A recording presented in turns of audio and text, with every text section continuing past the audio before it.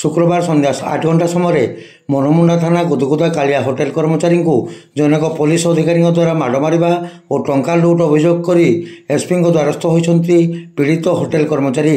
SP निकट में hotel कर्मचारी केशव भई कर अभियोग अनुଯାयी गुरुवार विलंबित राति 1 घंटा 30 मिनिट समय 2 जन पुलिस कर्मचारी किसी अजणा लोक आसी होटेल कबाट बाड़े खाइबा मागिथिले।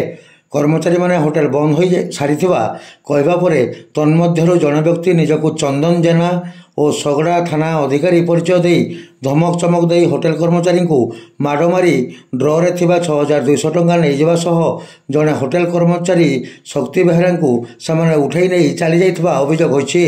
ए संपर्क में आज मनमुंडा थाना अभियोग होता बेले एसपी निकट में अभियोग राति होटेल कर्मचारी बौद्ध आसीथिले।